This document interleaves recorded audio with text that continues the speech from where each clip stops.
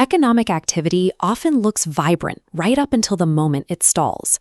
In 2008, the streets were full and the stores were busy, masking the collapse that was already in motion. When the illusion broke, the human cost was staggering. Millions of lost homes and a job market that stayed depressed for years. As we look at the data for 2026, we have to ask if the American economy is retracing those same steps. Identifying the truth requires moving past the headlines and looking strictly at the hard, measurable facts. This chart shows the technical definition of a recession: 2 consecutive quarters where the gross domestic product shrinks. That clinical label is a lagging indicator. By the time the government officially declares a recession, the public is already struggling with job losses and rising debt. Current data suggests the bottom half of the U.S. economy is likely experiencing recession conditions right now, regardless of the official status. Relying on a formal announcement is a mistake. The financial pain arrives long before the news cycle catches up. Economists track the economy's vital signs through leading indicators, which provide a warning well before a total contraction occurs.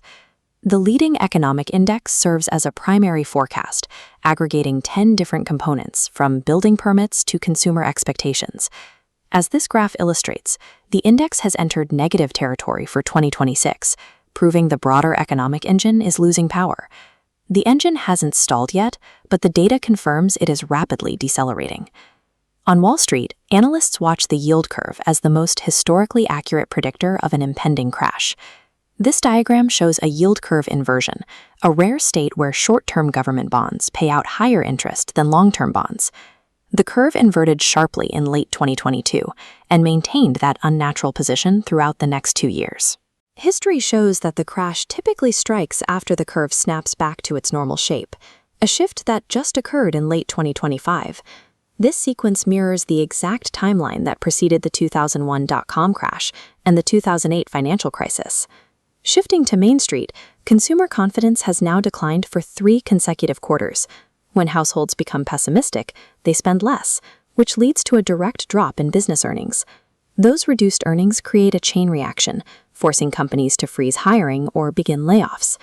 This line chart tracks the ISM manufacturing PMI, which has fallen below 50, indicating that the industrial sector is now in a state of contraction.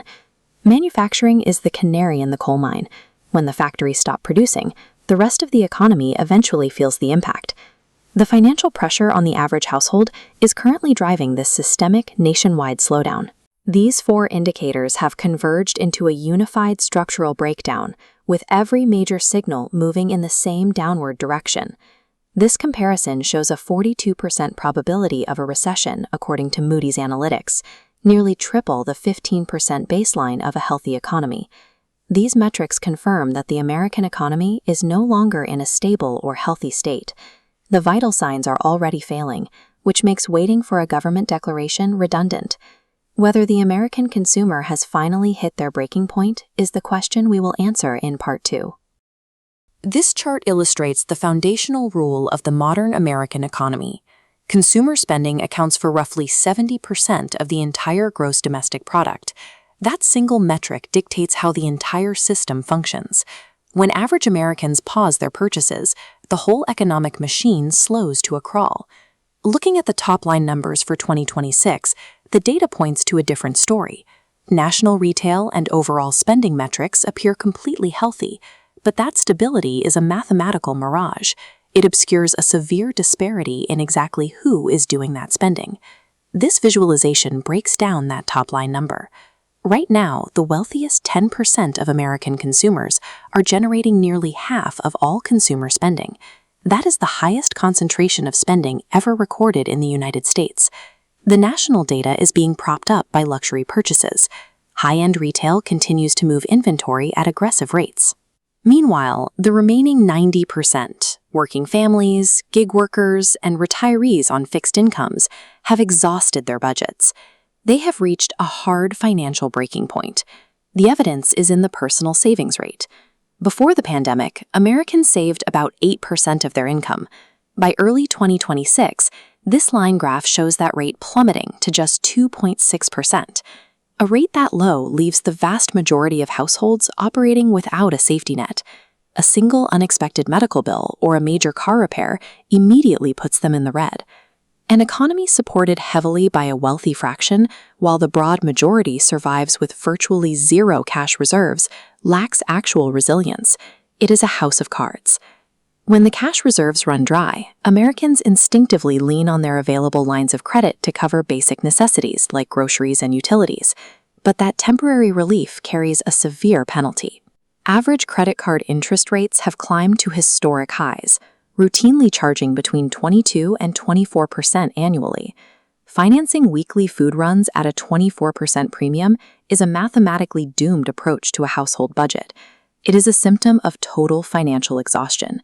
Now, that exhaustion is showing up in the banking data. Delinquency rates are rising sharply across all income brackets as people simply stop paying their monthly minimums. Compounding these high-interest consumer lines is medical debt, which continues to routinely saddle millions of households with tens of thousands of dollars in sudden liabilities. That stress is cascading. Missed payments on auto loans and student debt are tracking that same upward trajectory. Rising delinquencies are the earliest and most accurate metric we have for an approaching recession. They indicate the broader financial system is beginning to fracture from the bottom up. We have seen this specific sequence before. Leading up to 2008, loose credit standards created an illusion of prosperity that hid millions of severely overextended borrowers.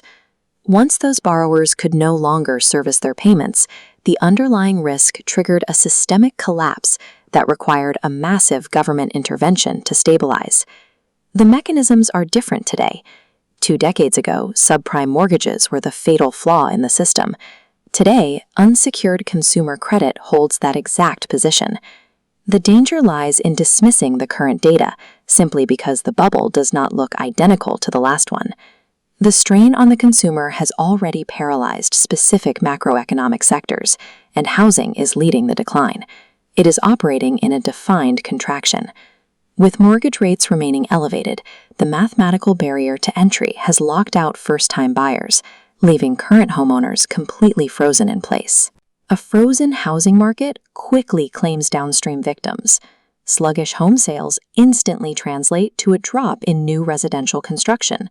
And when families stop relocating, the massive retail supply chains dependent on that residential movement lose their primary revenue source.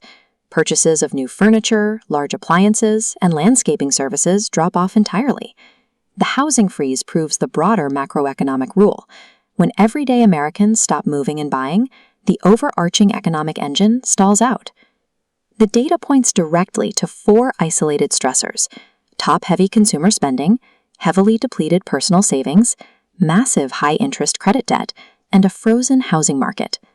In a standard business cycle, the United States economy has enough internal momentum to manage any one of these factors on its own. This composite dashboard shows the true danger of the current moment. We are watching all 4 of these critical economic metrics plunge into negative territory simultaneously. This simultaneous cross-sector contraction confirms that by early 2026, the American consumer has hit a hard financial wall. The internal resilience that has reliably powered the global economy for decades is fully tapped out, leaving a massive crack in the country's economic foundation. With its internal engine compromised, the structural integrity of the entire U.S. economy is now highly exposed. That exposure makes it deeply vulnerable to new external shocks, from volatile geopolitical conflicts and escalating trade disputes to looming domestic policy decisions. If the American machine is already struggling to maintain its own weight, the ultimate question is whether it can withstand the global storms gathering just over the horizon.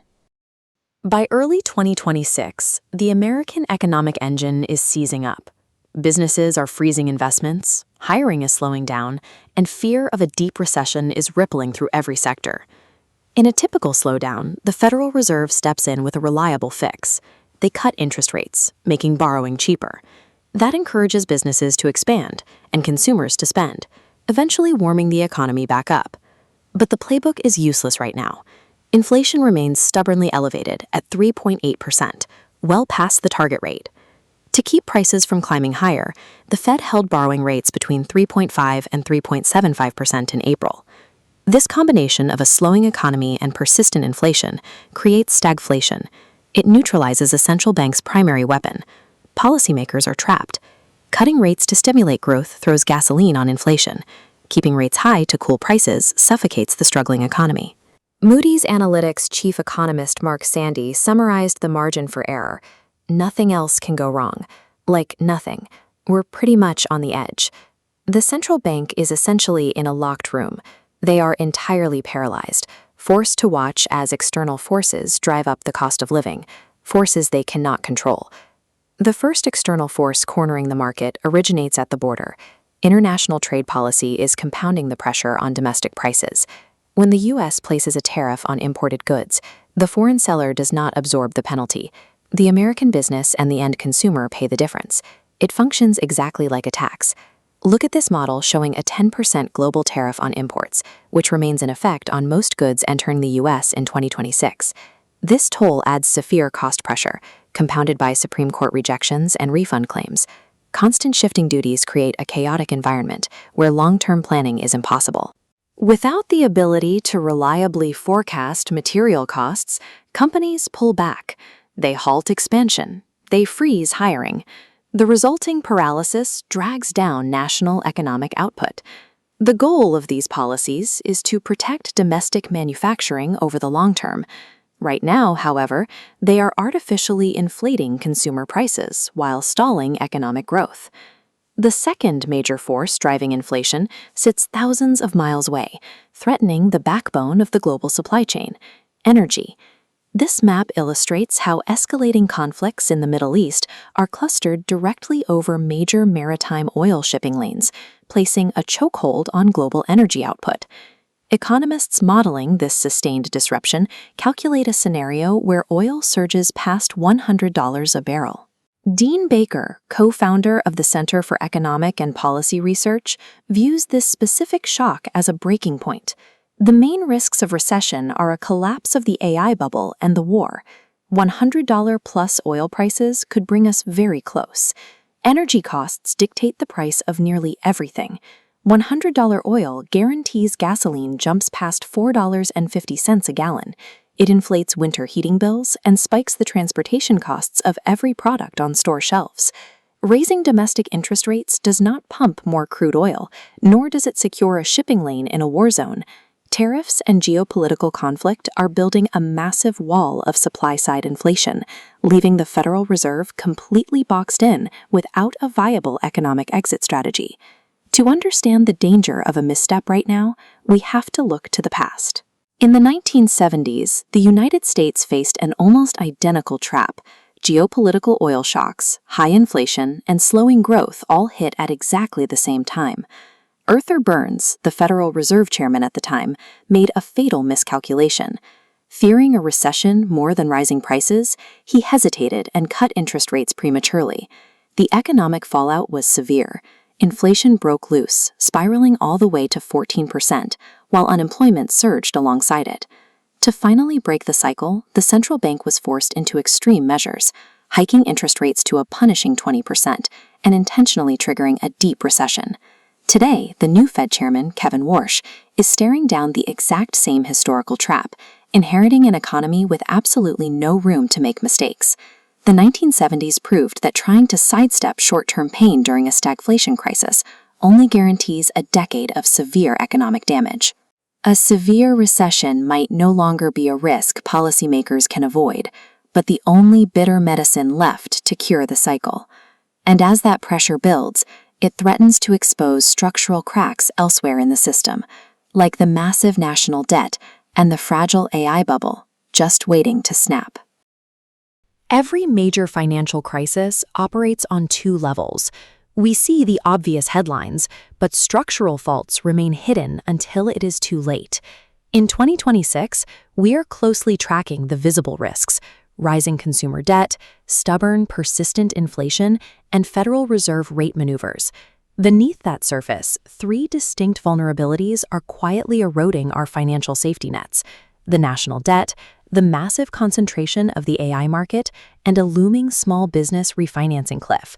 Because these structural buffers have thinned to historic lows, An ordinary economic slowdown is mathematically primed to become a severe, uncontainable recession. The U.S. national debt has crossed $36 trillion. The number itself is so large it escapes easy comprehension. To measure the immediate risk, we have to look at the carrying cost. The U.S. government now spends nearly $1 trillion a year just to pay the interest on that debt. At $1 trillion, government interest exceeds the entire defense budget, Medicare, and Medicaid. As this shifts, you see a debt trap. Elevated interest rates rapidly shrink fiscal space.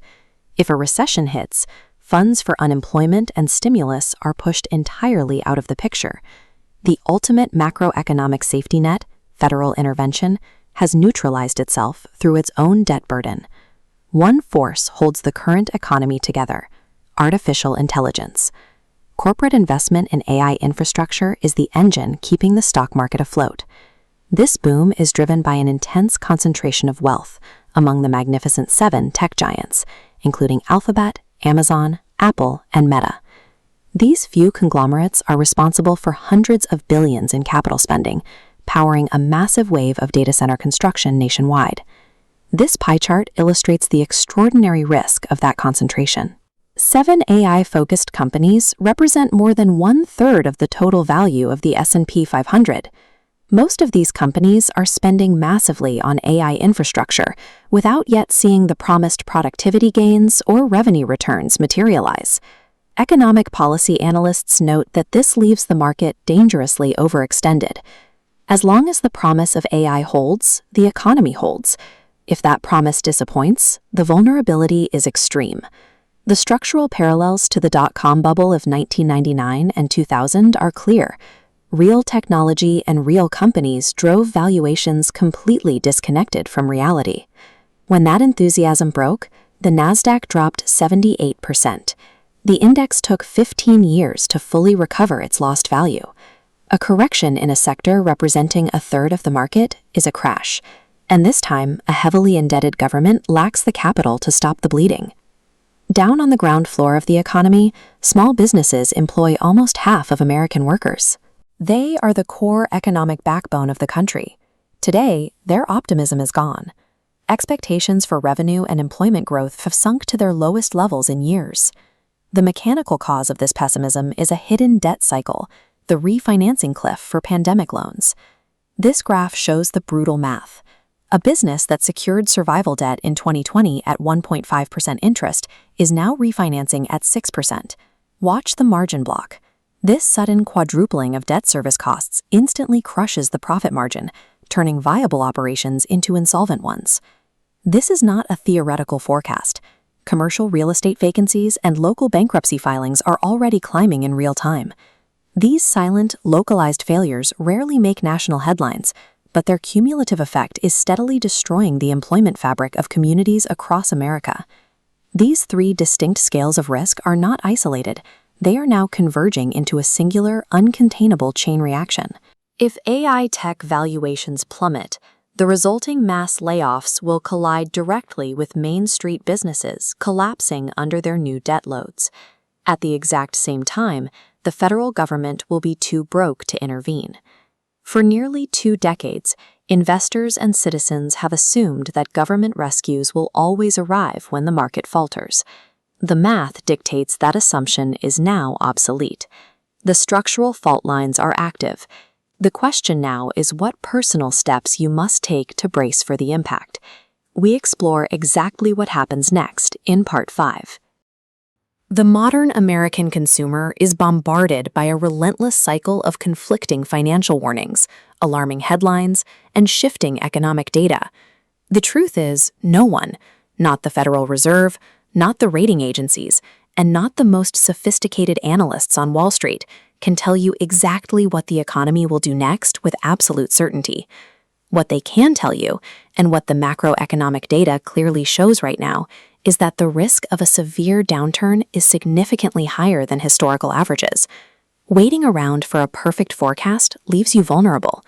To establish personal financial security, you have to look at the realistic outcomes and prepare accordingly. This diagram maps out the 3 most mathematically probable economic paths for the United States over the next few years. The first path is a soft landing, carrying a roughly 35% probability. In this scenario, the Federal Reserve succeeds, inflation drops to 2%, and the economy slows to around 1% growth without triggering a recession. This best-case scenario is possible, but it requires absolute perfection. It leaves zero room for any geopolitical disruptions or sudden market shocks. The second path is a moderate recession, which holds the highest probability at 45%. This looks like an 8 to 12-month period where gross domestic product shrinks by 1 to 2% and unemployment climbs to 5 or 6%. The third path, sitting at a 20% probability, is a severe downturn. This happens only if multiple systemic shocks, like an AI investment bubble bursting at the exact same time consumer debt cascades into defaults, trigger a deep, compounding crisis. These ranges are drawn directly from consensus data among top institutions like Moody's Analytics and Bloomberg. They represent genuine agreement among economists on where the risks lie. With a combined 65% chance of some form of recession hitting, remaining passively unprepared is a mathematical risk you cannot afford to take. You don't need an economics degree to track where we are heading. You just need to follow 5 specific, publicly available metrics. Look at this dashboard tracking the monthly jobs report. If you see monthly job gains consistently fall below 100,000, or this unemployment line cross above the 4.5% mark, the labor market is flashing a major warning. Next is the Consumer Price Index. If this gauge stays stubbornly above 3%, inflation is still too high. That directly restricts the Federal Reserve's ability to lower interest rates and help the economy. The third signal comes directly from the Federal Reserve. Watch their meeting decisions closely. If they begin cutting rates aggressively in a panic, they are signaling a belief that a recession is already imminent. This bar chart measures quarterly gross domestic product. A formal recession is declared when you see 2 consecutive negative bars, making the upcoming second and third quarters of 2026 critical to monitor. Finally, this line graph tracks credit card delinquency data. When you see this line cross the red 3% threshold, everyday consumer financial stress is actively turning into systemic economic danger. Knowing how to read these 5 signals is the exact difference between being blindsided by a crisis and seeing it coming months in advance. Understanding macroeconomic data is only useful if you apply it directly to your own household budget. The absolute most critical step you can take right now is building an emergency fund. That means securing 3 to 6 months of living expenses in an accessible, high-yield savings account. Next, aggressively reduce your high-interest debt. Carrying a balance on a credit card at 22% interest is dangerous because those minimum payments will not pause if your income suddenly drops. Third, do not panic sell your investments.